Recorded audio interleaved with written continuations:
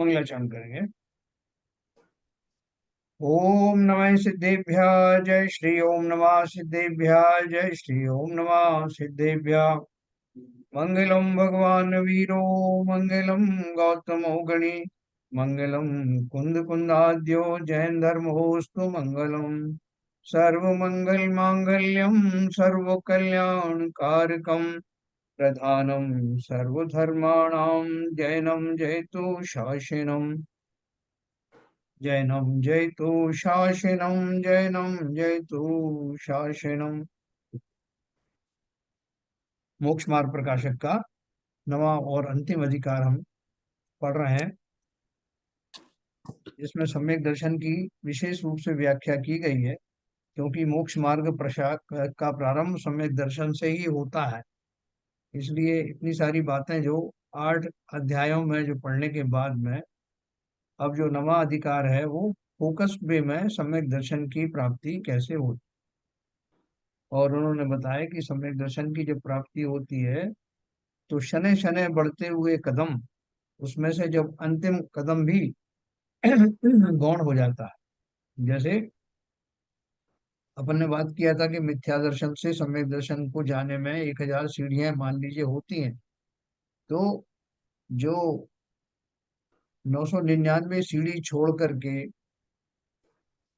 1000वीं सीढ़ी या उस लेवल तक पहुंचता है जहां सम्यक दर्शन लिखा हुआ है, तो इसका मतलब क्या है, वो 999 सीढ़ियां छोड़ करके आया है। जब उसने पहली सीढ़ी छोड़ी तो उसका उसको विकल्प नहीं रहा कि मैं पहली सीढ़ी छोड़ रहा हूँ, अब मैं दूसरी सीढ़ी छोड़ रहा हूँ, छोड़ता चला गया। और छोड़ते छोड़ते जब वो 999 सीढ़ी छोड़ी उसने, तो अर्थात छोड़ी अर्थात 999वीं सीढ़ी का भी विकल्प छूट गया। तो उसी तरह से वो बोल रहे हैं कि तत्वार श्रद्धान जो जीवों को हुआ, उसमें 7 तत्वों का श्रद्धान उसकी अंतिम सीढ़ी थी। उस अंतिम सीढ़ी को क्रॉस करते ही मतलब वो विकल्प भी फिर छूट गया। जो चिंतन था, 7 तत्वों का जो चिंतन था, 7 तत्वों पूर्वक के चिंतन पूर्वक जो जीव द्रव्य से उसका साक्षात्कार हुआ, तो उस साक्षात्कार होने में बाकी के सारे विकल्प छूट जाते हैं।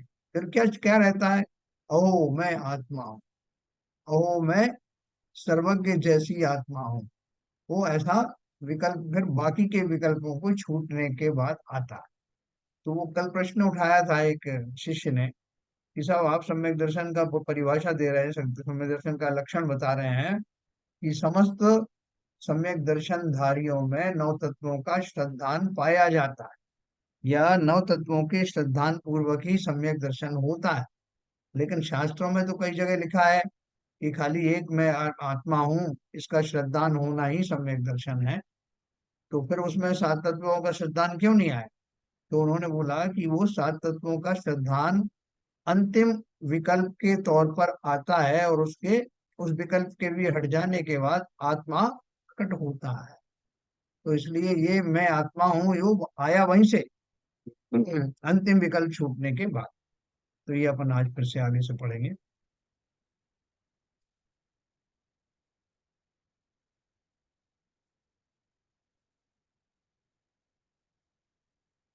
देखो मैंने कहा था ना, यहाँ प्रश्न है, यहाँ प्रश्न है कि ऐसा है तो शास्त्रों में आपा पर के श्रद्धान को है, आपा माने स्वयं को और पर माने पर, आपा पर के श्रद्धान को व केवल आत्मा के तथा श्रद्धान ही को सम्यक्त कहा व कार्यकारी कहा, तथा 9 तत्व की संतति छोड़कर हमारे एक आत्मा ही हो ऐसा कहा, सो किस प्रकार कहा। केले ने कहा कि आप यहाँ 7 तत्वों के श्रद्धान के पीछे पड़े हो। शास्त्रों में तो कई जगह ऐसा भी लिखा है कि हमें सिर्फ एक आत्मा का ज्ञान होना चाहिए, मैं आत्मा को समझ जाऊं, बस यही सम्यक दर्शन है। उसमें लिखा है 9 तत्व वगैरह भी सब छोड़ दो, सिर्फ एक आत्मा समझ में आ जाए, इस आत्मा प्रतीति में आ जाए तो सम्यक दर्शन हो जाता है। तो बोले वहां अलग बात क्यों लिखी? तो उन्होंने समाधान दिया कि बात अलग नहीं लिखी, जिसके सच्चा आपा पर का श्रद्धान व आत्मा का श्रद्धान हो, उसके 7 तत्वों का श्रद्धान होता ही होता है। तथा जिसके सच्चा सात तत्वों का श्रद्धान हो, उसके आपा पर का व आत्मा का श्रद्धान होता ही होता है। ऐसा परस्पर अविनाभावी पना, अविनाभावी पना मतलब यह है तो वह है, वह है तो यह, ऐसे कनेक्शन। ऐसा परस्पर अविनाभावी पना जानकर आपा पर के श्रद्धान को या आत्म श्रद्धान ही को सम्यक भाव।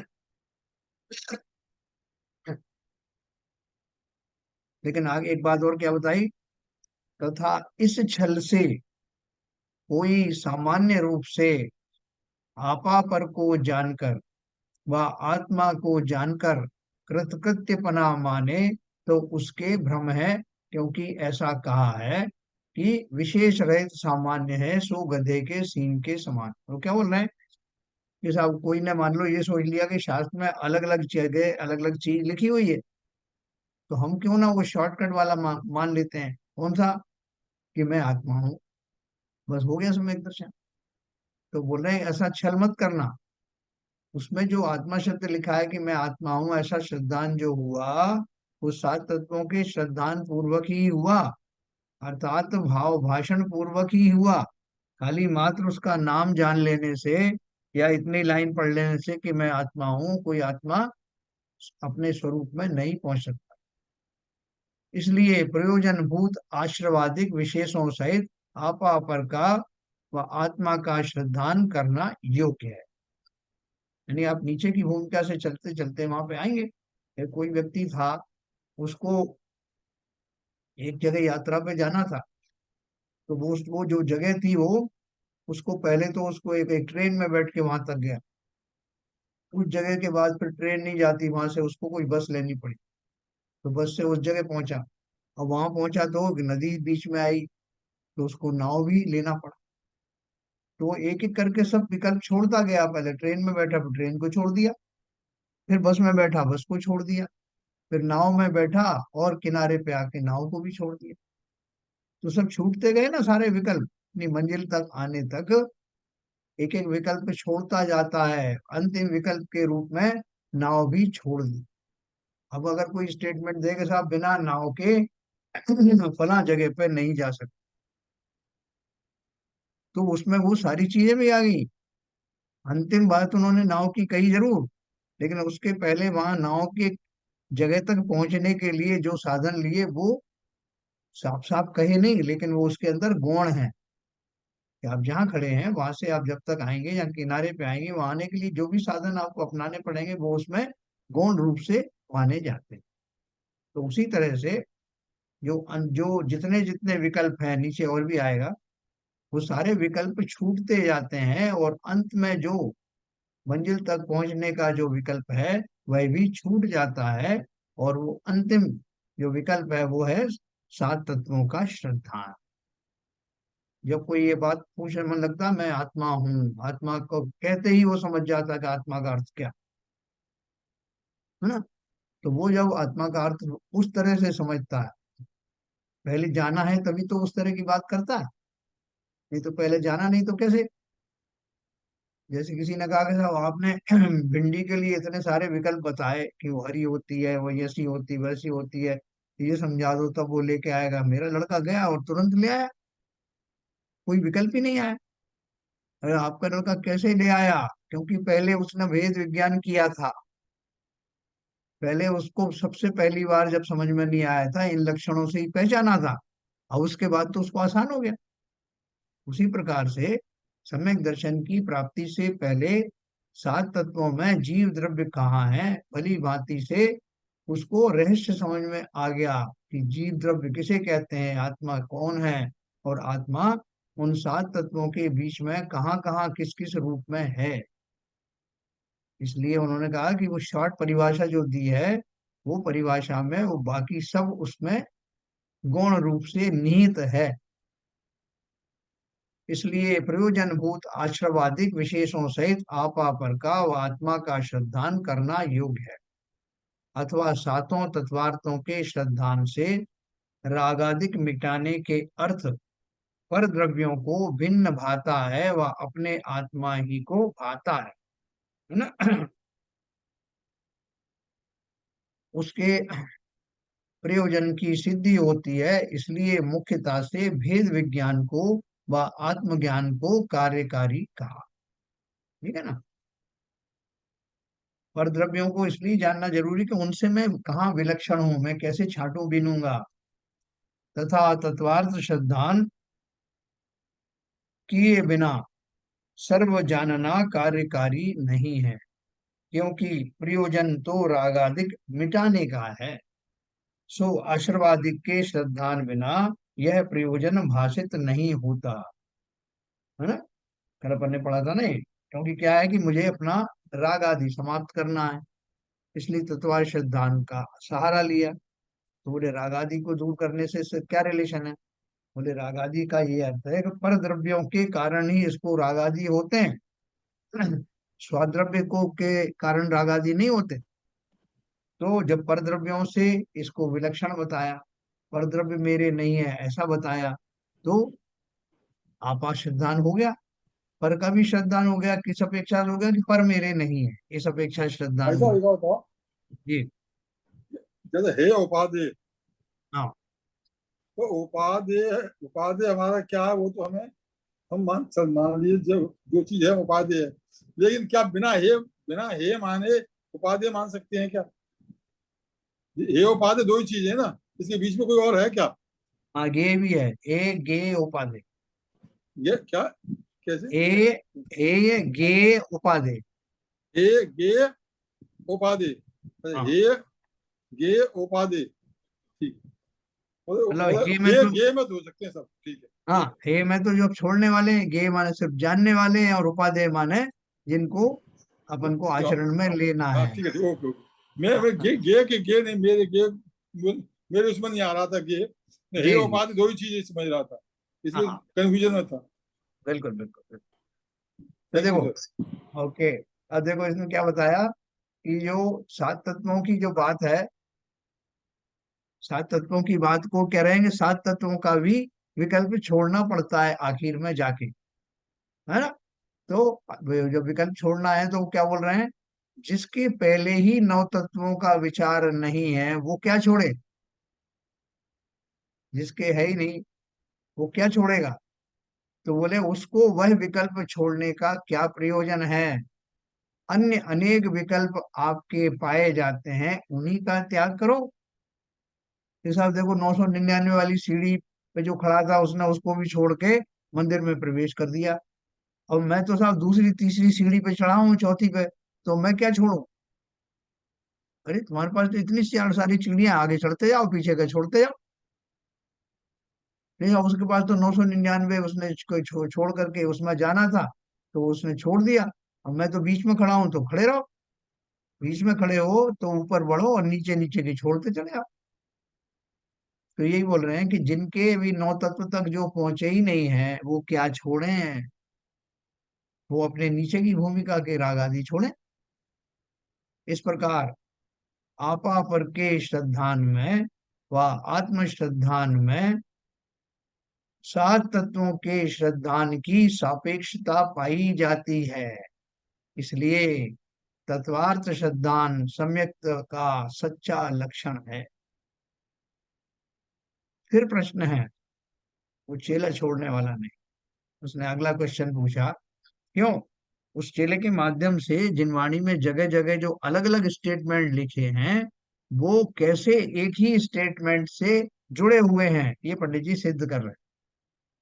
और हम लोगों के लिए ये जरूरी है कि हम अलग अलग शास्त्र पढ़ेंगे तो हमको भी अलग अलग स्टेटमेंट दिखाई देंगे। तो पंडित जी से हम प्रश्न कर रहे हैं, तो शिष्य के बहाने से, कि जो अलग अलग स्टेटमेंट हैं उनमें तो कहीं लिखा नहीं कि मात्र एक सात तत्वों का श्रद्धान ही सम्यक दर्शन के लिए आवश्यक है। वहां तो दूसरी तरह से लिखा है। तो वो सिद्ध कर रहे हैं कि किसी भी तरह से लिखने दो, अल्टीमेटली उन सबका आशय यही है। तो क्या दिखा, फिर प्रश्न है कि कहीं शास्त्रों में अरहंत देव, निर्ग्रंथ गुरु, हिंसा रहित धर्म के श्रद्धान को मिथ्यात्व कहा। हम्म।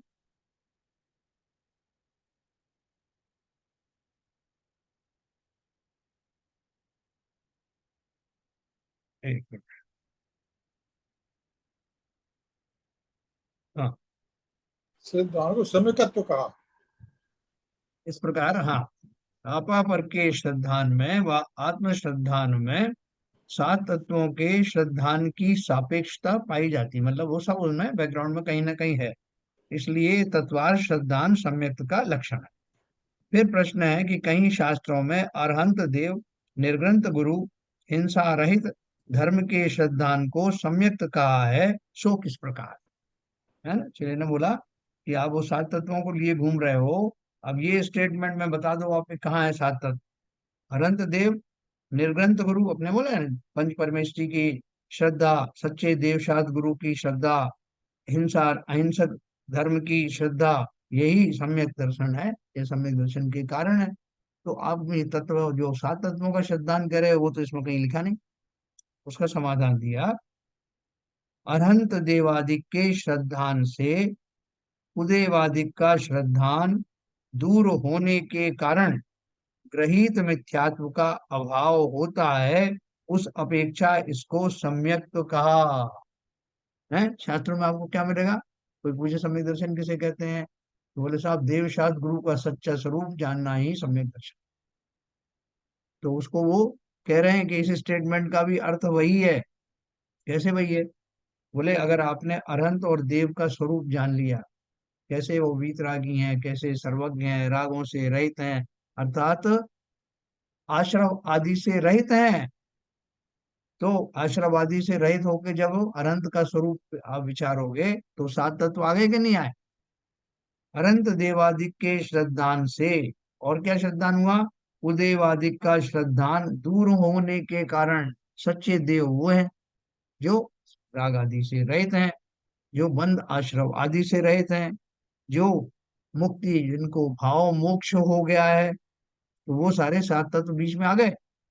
और उससे सम्यक दर्शन इसलिए भी हो जाता है कि अनंत के स्वरूप को जानने के बाद, सच्चे देव को जानने के बाद कुदेव आदि के प्रति श्रद्धा समाप्त हो जाती है, और इसलिए गृहित ग्रहित मिथ्यात्व का अभाव होता है। दो तरह का मिथ्यात्व है ना, ग्रहित और अग्रहित। अग्रहित तो सभी जीव लेकर के आते हैं, जिस पर्याय में वो उत्पन्न होते हैं उस पर्याय को अपना मानते हैं, ये ग्रहित मिथ्यात्व है, अग्रहित मिथ्यात्व। और इस पर्याय में आकर के, मुख्य रूप से मनुष्य पर्याय में आकर के, वो जो खुदेवादी को मानने लगते हैं किन्हीं कारणों से, वो उन्होंने नया नया ग्रहण किया, पर्याय जन्य है, पर्याय में ग्रहण किया, इसलिए वो ग्रहित मिथ्या। और मैं किसी भी गुरु को गुरु मान लूं, किसी भी देव को भगवान मान लूं, तो ये सब मेरा कुदेव कुगुरु आदि का जो श्रद्धान था, उसके कारण मेरा मिथ्यात्वपना की एक लेयर और चढ़ी हुई थी। अग्रहित मिथ्यात्व तो मैं मुझे था ही, ग्रहित मिथ्यात्व की एक तह और लग गई। तो बोल रहे हैं जब मुझे सच्चा देव अनंत का सच्चा स्वरूप समझूंगा, तो न केवल वो सात तत्वों में से निखर के आने वाले अरहत का पता लगेगा, बल्कि उदयवादी के प्रति होने वाला मेरा जो ग्रहित मिथ्यात्व था वह भी छूट जाए। इस अपेक्षा जब वो छूट गया, ग्रहित मिथ्यात्व वैसे छूट गया, तो उस अपेक्षा इसको सम्यक्त कहा है। देखो क्या कहा, अभी उसका मिथ्यात्वपना गया नहीं जीव का, लेकिन जिसने, अपन कहते हैं भाई साहब, जिसने कुदेव कुगुरु को शास्त्र को छोड़ दिया, अरे हम नहीं छोड़ दिया, आप हमने सबने छोड़ दिया, और अनंत का स्वरूप भी हमने किताबों में से पढ़ लिया, तो इतने भर से हम सम्यक दृष्टि हुए क्या? लेकिन कोई हमसे कहे भाई साहब वो तो बड़ी बड़ी अच्छी अच्छी बातें बताते हैं, कितनी अच्छी बातें बोलते हैं कि देव सात गुरु का श्रद्धान करो, सच्चे देव का कैसा भाव भाव में भर करके उनका स्वरूप बताते हैं, और कुदेवों का बिल्कुल लक्षण बताते हैं, वो कहीं जाते भी नहीं है ऐसे कुदेवों के प्रति, वो तो मुझे सम्यक दृष्टि लगती। तो कह रहे हैं कि इस अपेक्षा से बहुत सारे लोग उनको सम्यक दृष्टि भी कह देते हैं। लेकिन सर्वथा सम्यक्त का लक्षण यह नहीं है। इतने मात्र से अगर सम्यक दृष्टि होते तो हम सब कब के सम्यक दृष्टि मान लिए जाते। क्योंकि द्रव्यलिंगी मुनि आदि द्रव्यलिंगी मुनि सर्वथा भ्रमित ये, क्योंकि द्रव्यलिंगी मुनि आदि व्यवहार धर्म के धारक मिथ्या दृष्टियों के भी ऐसा श्रद्धान होता है।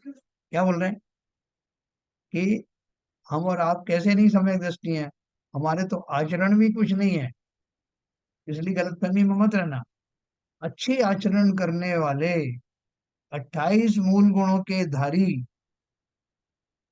जो निर्ग्रंथ दीक्षा लेने वाले मुनि हैं उन वो व्यवहार रूप धर्म के धारी हैं, फिर भी उनके भी ऐसा ही श्रद्धान होता है और वो मिथ्या दृष्टि बने रहते हैं।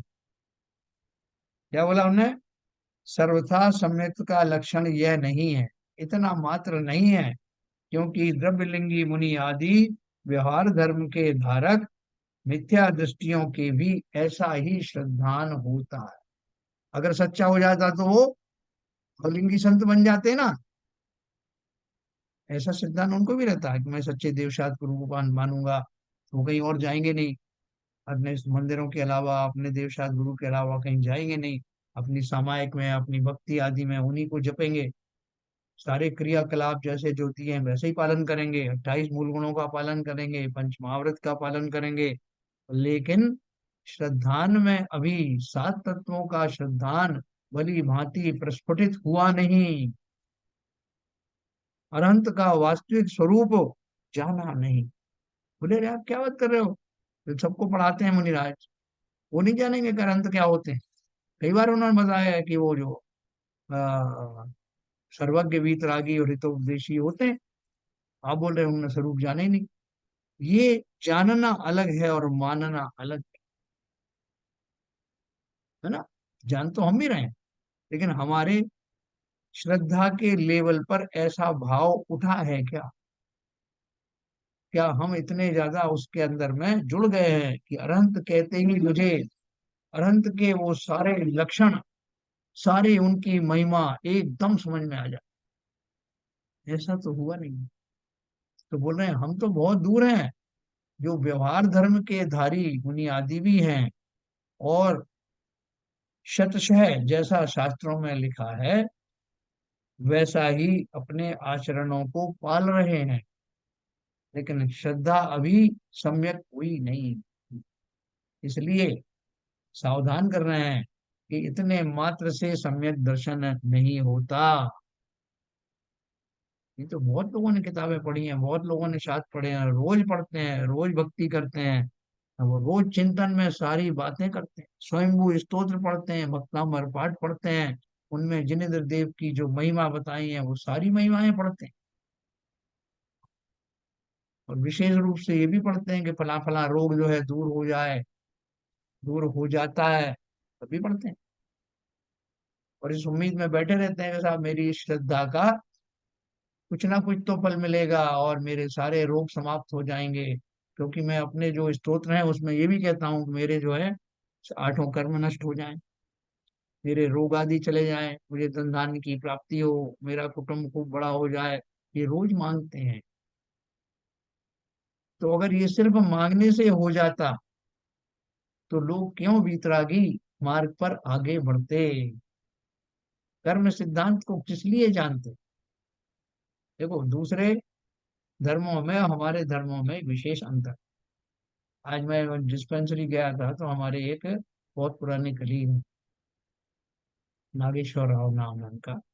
तो वो है तो वो मद्रासी है और नॉन जैन है, लेकिन कितना उनके अंदर में क्लैरिटी थी। उन्हें 2 मिनट का समय मुझे मिला मुझसे बात करने का। उन्होंने कहा कि साहब संसार में क्या क्या घटित होता है, एक बीज डालो तो उसमें से आज बीज है, कल वो उसमें अंकुरित होता है, फिर धीरे से पौधा बनता है, फिर वृक्ष बनता है, उसके बाद फल आते हैं, फिर फल झड़ जाते हैं। पूरे ऐसा ही सब बदलाव पूरी सृष्टि में देखते हैं, हर चीज में ऐसे बदलाव होते रहते। तो मैंने कहा कि आपने बिल्कुल सही पकड़ा। बोले अपने को ये रहस्य जानना चाहिए कि ये क्यों होता है, क्या क्या होता है, कैसे बदलाव होते हैं। तो मैंने कहा देखो, ये एक फिलॉसफी है, इसी फिलॉसफी को आप कुछ तो कह देते हैं कि हमारा भगवान करता है, कोई बोलता है कि हमारा अल्लाह करता है, इसी फिलॉसफी को समझने के लिए सारे विद्वान लगे हुए हैं कि क्यों होता है, कैसे होता है, कोई गरीब क्यों होता है, कोई अमीर क्यों होता है, कोई रोगी क्यों होता है, कोई निरोगी क्यों रहता है। इन सब प्रश्नों के उत्तर के लिए ही अलग अलग धर्म रूप थ्योरीज बनाई गई। लेकिन कुछ थ्योरी आधी अधूरी हैं, कुछ हमें पूरी तक ले नहीं जाती, किन्हीं के प्रश्न अनुत्तरित रह जाते हैं, कुछ के पूरे मिलते हैं, लेकिन हम विश्वास नहीं करते। यही तो है धर्म, और क्या है।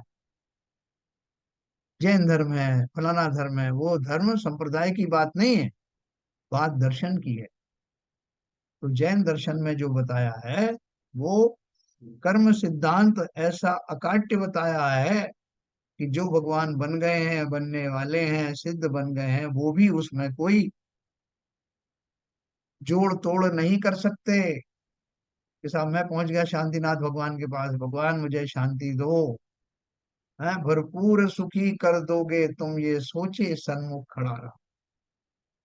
उन्होंने कहा मूर्ख राज, अगर ऐसे ही भक्ति से सब कुछ मिल गया होता तो हम पागल थोड़ी थे कि इतने उत्साह से भर करके तपस्चरण आदि करते, कर्म सिद्धांत और बाकी सिद्धांतों पर श्रद्धा ला करके उस मार्ग पर चल करके यहाँ आए हैं। और तुम्हें भी वही करना पड़ेगा, नहीं तो कोई तपस्या नहीं करता। आदिनाथ भगवान सबसे पहले मारीच के जीव को अपने बगल में तीर्थंकर बना के बिठाल देते। तो ये बहुत बढ़िया ढंग से समझ लेना क्या उन्होंने बोला है कि कोई व्यवहार धर्म का धारी भी क्यों ना हो, भरपूर धर्म का पालन इस अपेक्षा से करने वाला हो, लेकिन जब तक उसकी श्रद्धा सम्यक नहीं होगी, श्रद्धा के लेवल पर भाव भाषण नहीं होगा, कहो मैं जीव द्रव्य हूं, तो जीव द्रव्य कहते ही समस्त द्रव्य मुझसे अलग दिखाई देने लगे, और जीव द्रव्य जगमग जगमग दिखता हुआ उसके सारे गुण एकदम उजागर हो जाएं, हर हाल में उजागर रहें, कभी वो विस्मृत ना हो। ऐसा जो भाव भाषण है जिस क्षण आता है, तो चाहे मनुष्य हो, चाहे देव हो, चाहे नारकी हो, चाहे त्रियंच हो, इस भाव के आते ही सम्यक दृष्टि हो जाती। और इसके बिना मुनि भी हो जाए तब भी सम्यक दर्शन नहीं होता, ये कहने का अर्थ।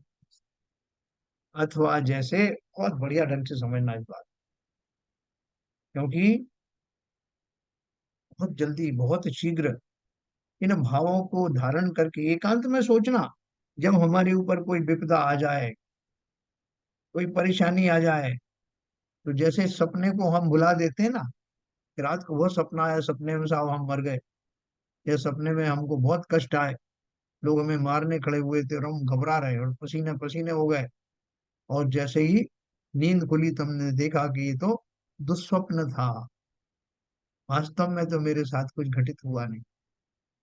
उसी प्रकार से जो भी परिस्थितियों से मैं गुजर रहा हूं, उन परिस्थितियों में अपने आप को धैर्य दिलाने के लिए ये सम्यक विचार अवश्य करना कि ये जो रोग आदि आए हैं शरीर में आए, जो कुछ भी असुविधाएं आई हैं शरीर से इस पर्याय में आई हैं, मैं तो अखंड अविनाशी वो आत्मद्रव्य हूँ जो ना कभी नष्ट होता है, ना उस पर कभी कोई मुसीबत आती है, प्रकृति भी उसके ऊपर में कोई उपसर्ग नहीं कर सकती, शरीरों पे उपसर्ग होते रहते। इसलिए आने वाली कोई भी परेशानियों को दुस्वप्न की तरह छोड़ देना है। बनारसी दास जी गए थे, श्रृंगार रस का इतना बड़ा ग्रंथ लिखा, तीन तीन शादियां की लेकिन एक भी हुई नहीं, और आंखों की भी शायद उनको कोई तकलीफ हुई थी, फिर बाद में उन्हें इन सब से कोई मोह रहा ही नहीं। फिर उन्होंने ये सोचा ही नहीं कि मैं तो ये फेल्योर रहा, मैं सांसारिक लौकिक जीवन में तो फेल्योर रहा। अरे उन्होंने कहा ये लौकिक जीवन क्या है, जब मति आई, जब ये सन्मति आई तभी सवेरा, और फिर वो जुट गए आत्म कल्याण के लिए, गदगद हो गए अपने उस पर्याय को भी पा करके। इस पर्याय में भले ही शरीर क्षतव्रत हो, भले ही शरीर में कुछ कमियां रहें, लेकिन वो अशरीरी आत्मा जिस समय उजागर हो गया, तो और क्या चाहिए। राजकुमार मुनि के जो है सिगड़ी चला दी, तो वो रोते, रोए क्यों नहीं, क्यों नहीं दुखी हुए कि बताओ, एक तरफ तो मैं केवल ज्ञानी होने वाला हूँ, और दूसरी तरफ लोग मुझे जो है जला रहे हैं। अपन तो जो है थोड़ी सी बात में त्राहिमाम कर बैठते हैं भगवान से, भगवान मेरे साथ ये क्यों हो रहा है, मुझे ही क्यों तो सजा मिल रही। उन्होंने नहीं कहा कि उस अंतिम दशा में जब उन्हें केवल ज्ञान होना है, तब भी उनके पूर्व समय के बैरियों ने उनकी ये दशा की। चिंतन क्या था, शरीर की तो दशाएं कितनी कितनी बारें हुई, नरक में गया, निगोद में गया, कहीं कहीं गया, लेकिन शरीर ही तो मैं नहीं हूँ। ये चिंतन एक्सट्रीम अवस्था तक उस समय था, जिसके कारण ही वो शरीर के छूटते ही केवल ज्ञान हो, साथ साथ ही हुआ उनका, शरीर भी छूट गया, केवल ज्ञान भी, मोक्ष भी हो गया। तो इसलिए देखो, मैं क्या कहना चाहता हूँ कि हमारे जीवन में भी बहुत सारी विषमताएं आ रही हैं और आएंगी, लेकिन ये ध्यान रखना, ये विषमताएं किसी नियम के अंतर्गत आती हैं, और नियम ये है कि वो सब शरीर के ऊपर ही घटित होती। आत्मा का आज तक कभी कुछ बिगड़ा नहीं, कभी बिगड़ेगा भी नहीं, इस भाव के साथ आश्वस्त रहना।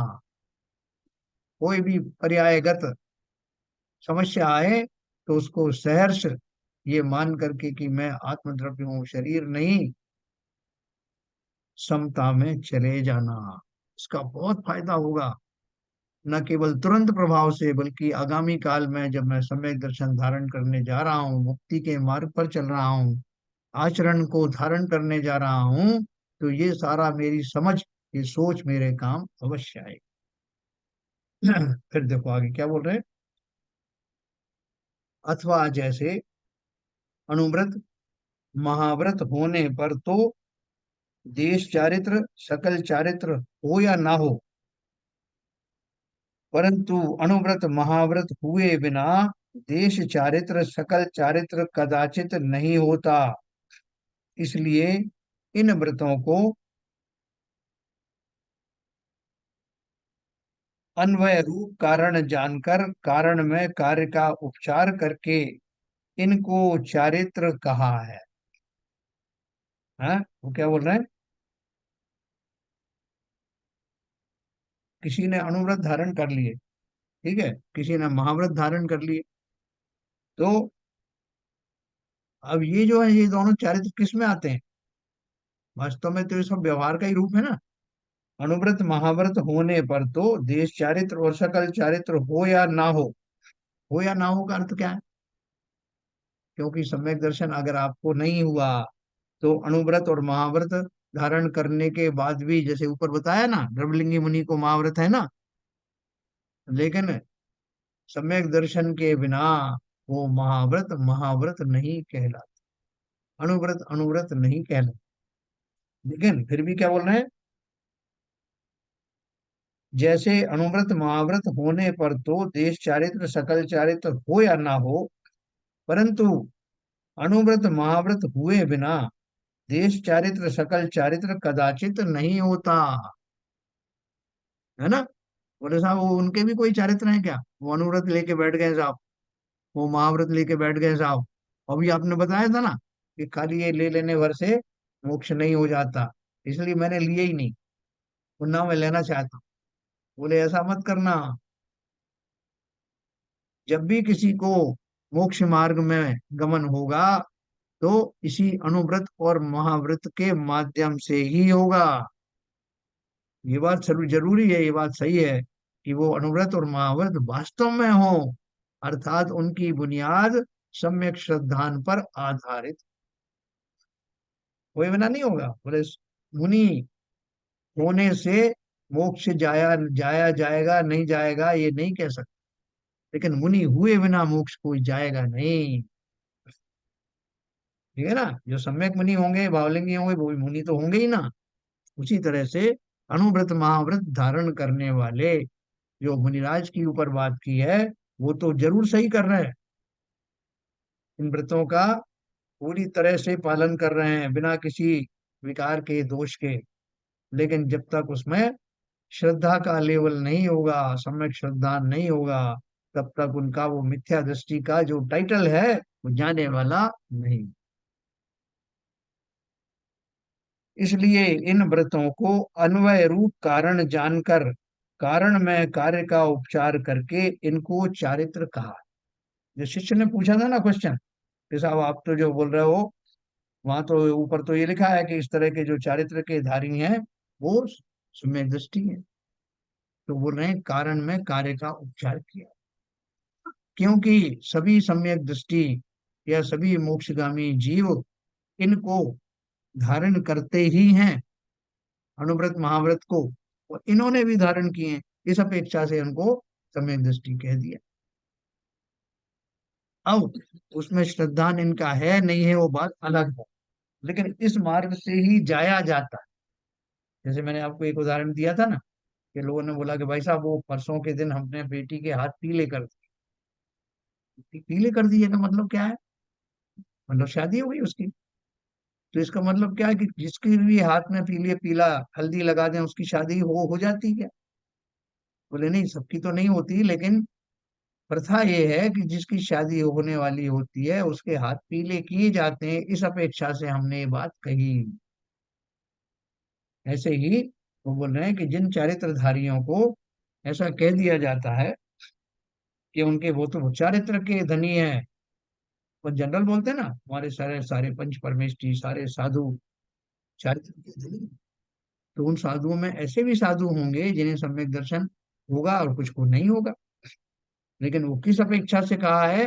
क्योंकि उन्होंने उस चारित्र मार्ग को का चयन किया है जो अल्टीमेटली सबको ही धारण करना पड़ता है। उसी प्रकार अरहंत देवादिक का श्रद्धान होने पर तो सम्यक तो हो या ना हो, परंतु अरहंत आदि का श्रद्धान हुए बिना तत्वार्थ श्रद्धान रूप सम्यक्त्व कदाचित नहीं होता। उन्होंने वो करण लब्धि और ये वो सारी चीजें जो पढ़ी थी ना, प्रायोग्य लब्धि और जो विशुद्धि लब्धि, देशना लब्धि, ये सब पढ़ी थी ना। तो अगर मैं किसी को इतना सिंपल ढंग से उसको सम्यक दर्शन बता दूं कि भाई साहब उसने एक लोटा जल चढ़ाया और वो सम्यक दृष्टि हो गया, फलाने आदमी ने वो मुकुट दशमी के व्रत धारण किए और वो सम्यक दृष्टि हो गया, ढिमके आदमी ने वो फला प्रतिमा ली और वो सम्यक दृष्टि हो गया।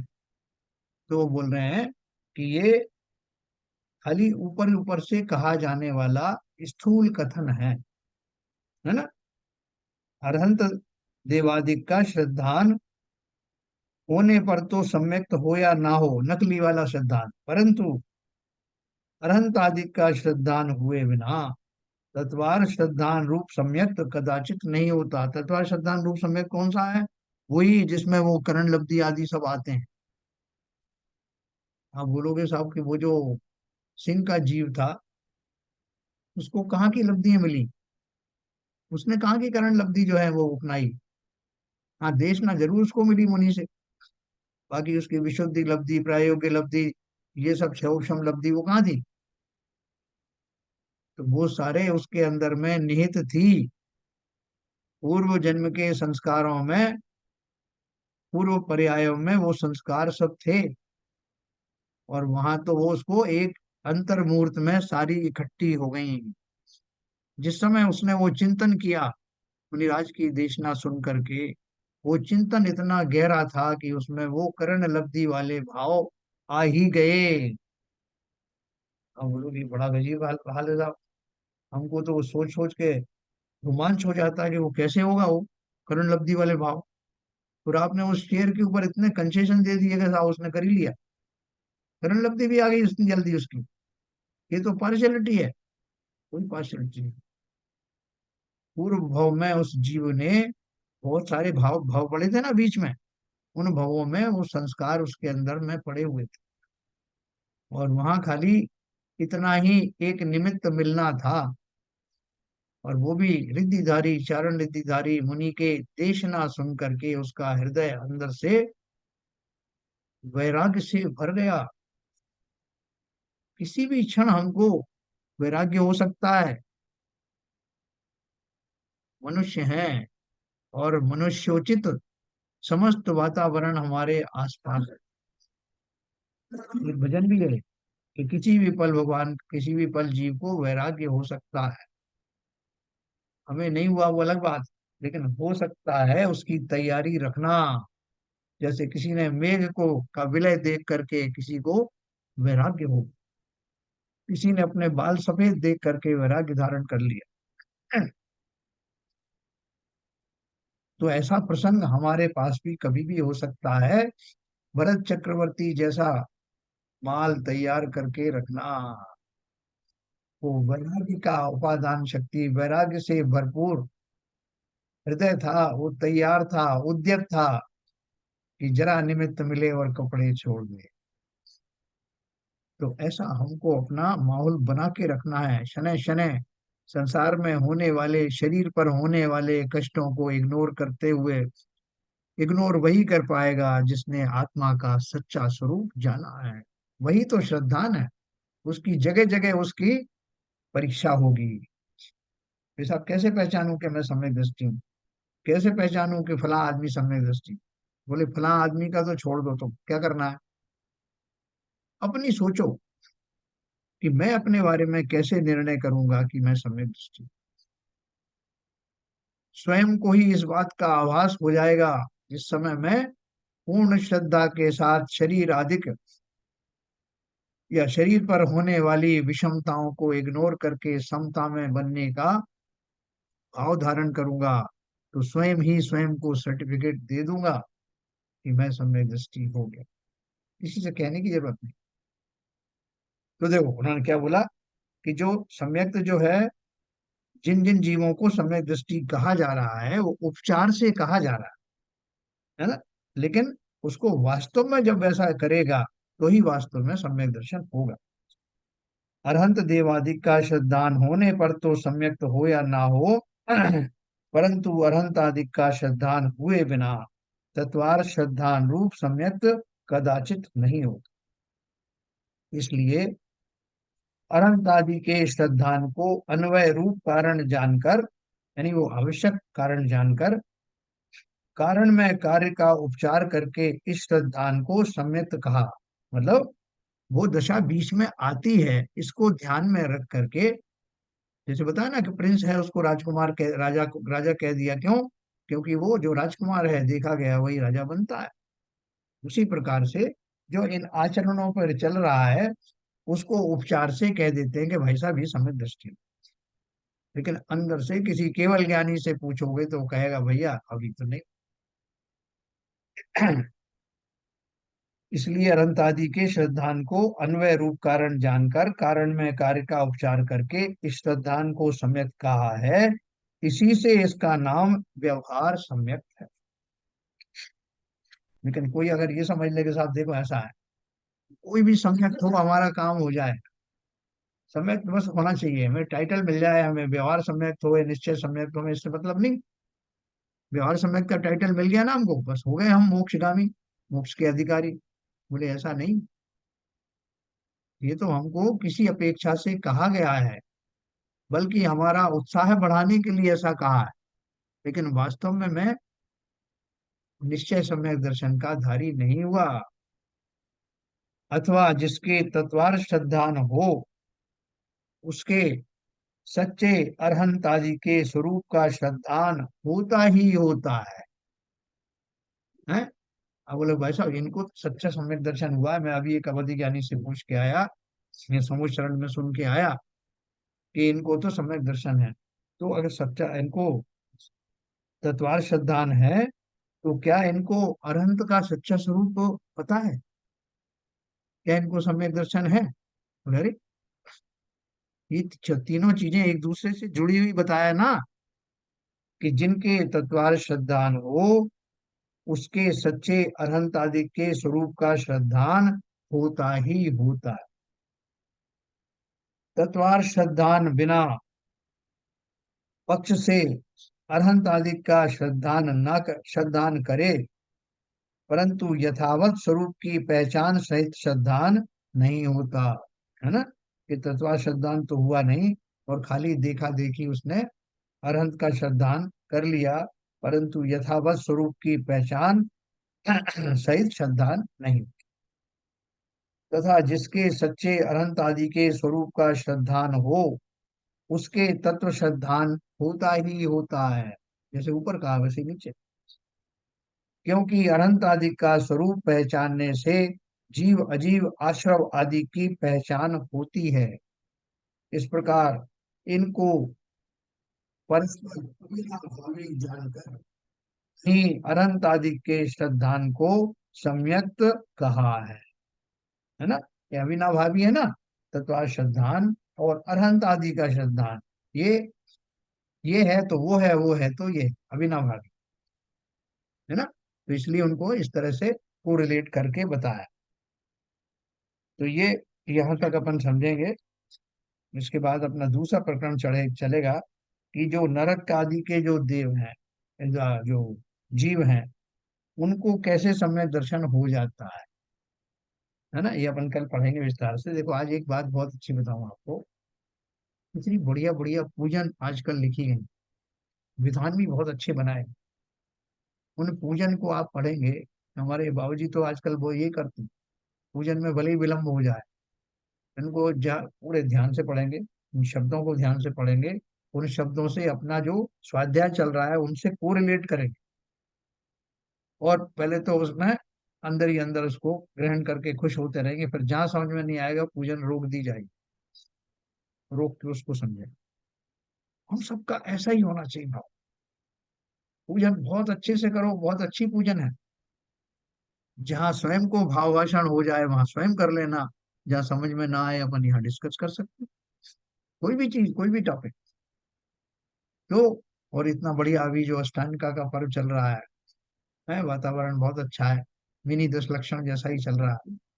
तो उसमें अपने भावों में बहुत श्रेष्ठता लाना, ऐसे क्षण जीवन में बहुत कम आते हैं, इनका भरपूर लाभ उठाना। तो चलिए, अभी अपन थोड़ा सा, किसी को कोई शंका हो तो बात कर सकते हैं। आज तो 9 ही लोग हैं।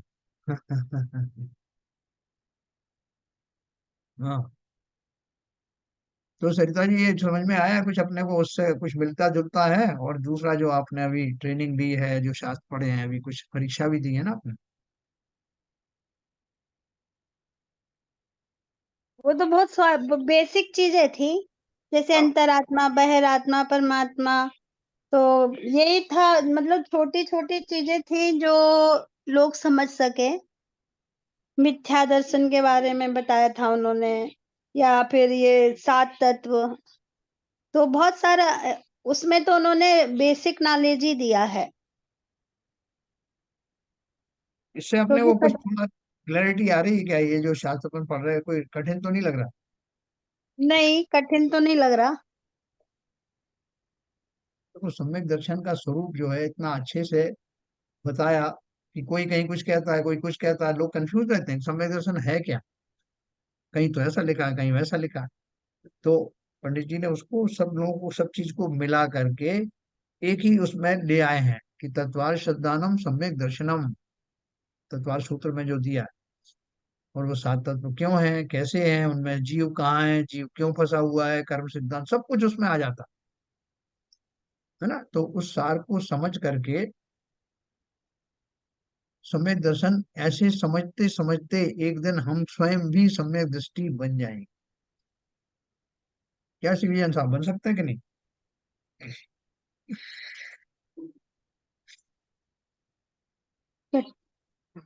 हाँ, बोलिए, अनम्यूट करिए, अनम्यूट अनम्यूट। हाँ। देखिए, प्रयास करेंगे तो सब कुछ हो सकता है। मगर आज की विवेचना में एक तीसरी डायमेंशन आज बहुत बढ़िया थी। अभी तक तो आपा पर का भेद विज्ञान, सात तत्वों का ज्ञान, उनका श्रद्धान, आज अरहंत का सिद्धांत श्रद्धान भी इसमें जोड़ दिया और उसको बहुत कोरिलेट किया। तो मतलब ये मल्टी डायमेंशनल चीज हो गई। हाँ। बहुत अच्छा लगा। सही बात है। क्या बाबू जी, आप कुछ कहना चाहेंगे? तत्वार श्रद्धानम सम्यक दर्शनम। बहुत सही चल रहा था, बहुत अच्छा चल रहा है, मेरे को तो बहुत अच्छा हाँ। लग रहा है। सर ऐसे देखो हम। मुझे, हाँ बोलिए।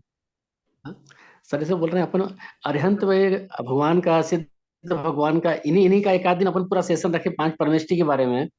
जी। जनरली नमोकार मंत्र बोलते हैं तो बस अरिहंत भगवान की एक अपने को मतलब एक वो आता है चीज के, अरिहंत भगवान का, सिद्ध भगवान के से अलग मतलब रूप आएगा सर। तो वो सोचने में सिर्फ चेहरा दिखता है, उनके गुण जो आना चाहिए हम्म। वो नहीं आते। मतलब एक तो होता भी कई बार जल्दी जल्दी पढ़ने का, जैसे अभी अभी अपन पढ़ते हैं, मतलब जिनवाणी पूजा के बाद भी तो 9 और फटाफट पढ़ लेते हैं। तो कई बार लगता है मतलब वो अरिहंत बोलते सही तो वो उनके जो गुण छलकना चाहिए चेहरे पे वो नहीं आते अपने। बिल्कुल सही कह रहे हो आप। एकदम सही बात आपने कही। तो कभी मेरे पास 2 मिनट है, मैं आपको बताता हूँ जी जी। कि हम अपने अपनी पत्नी को या पत्नी पति को या अपने बहुत नियरेस्ट डियरेस्ट होते हैं उनको अपन भरपूर जानते हैं, है ना। लेकिन कभी अपन जब उनको याद करते हैं तो अपन ये क्या ध्यान करते हैं कि उनकी आंखें कहाँ हैं, आंखें कैसी हैं, नाक कैसी है ना, गाल कैसे हैं, रंग कैसा है, ये सब विचार में आता है क्या? नहीं नहीं आता सर। ना, अपन सीधे याद करें साहब मेरी पत्नी बहुत अच्छी है, तो उसका उसकी एक इमेज तो आ जाएगी ऊपर से। लेकिन उसके एक एक अंग, उनका जो है मुझे उस समय संज्ञान नहीं रहता। वो जरूरी नहीं समझता, कोई बोले नहीं साहब आप उनकी पत्नी की आकृति आते समय आपको गलती हो जाएगी, इसलिए आपको याद रखना चाहिए कि उनकी आंखें कैसी हैं, नाक कैसी है, तब आपको माना जाएगा कि आपने पत्नी का ध्यान किया। तो वो ध्यान कैसे आया? क्योंकि किसी समय मैंने उनको निरखा है, निहारा है, और वो आकृति अब मेरे मन में बस गई। इसलिए अब मुझे उन डिटेलिंग में जाने की जरूरत नहीं। अब तो चूंकि स्वरूप मेरे समझ में आ गया, इसलिए उसका नाम लेते ही वो पूरी आकृति अपने गुणों सहित ही मुझे याद आ जा। इसका अर्थ ये हुआ कि जब मैं अनंत का सच्चा स्वरूप एक बार समझ लूं, तो जब मैं अनंत नाम लूं, तो वो सारे गुण सामने आके खड़े हो जाएं, जो अभी नहीं हो रहा। आपकी बात बिल्कुल सही है। लेकिन क्यों नहीं हो रहा खड़ा?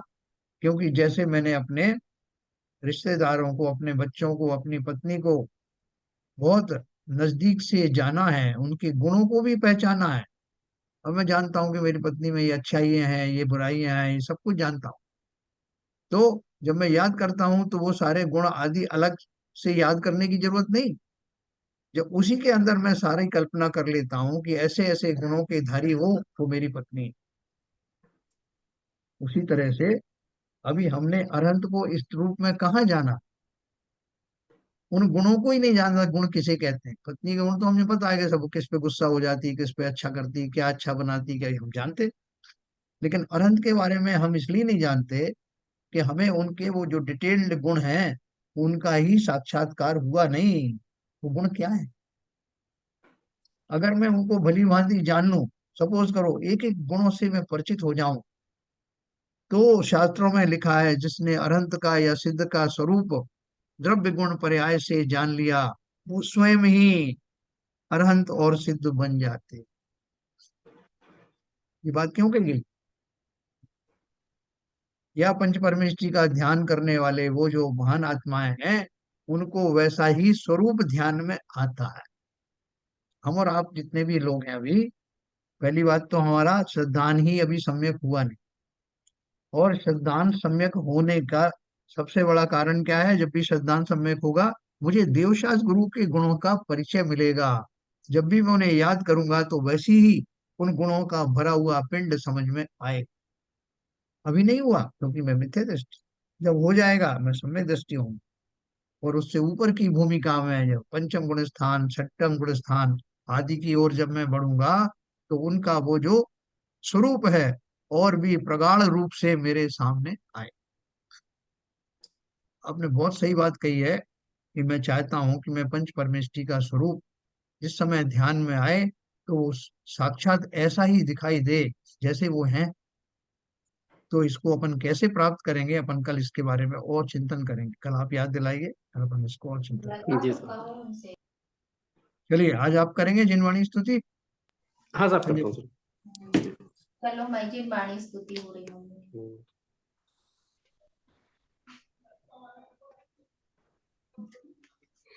सिरिजिण वाणी जग कल्याणी, जग जन मद तमे मोहे हरि।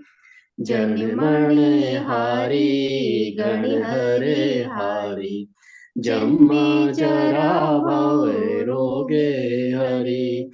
तीर्थैराणं दिव्य जुणिं जो पढ़ई सुड़ई मय्ये धारै। प्राणं सुखे मणन्तं धरिये, सासद मोखे पदं पावै। सासद मोखे पदं पावै। जिनवाणी माता की जय। जय।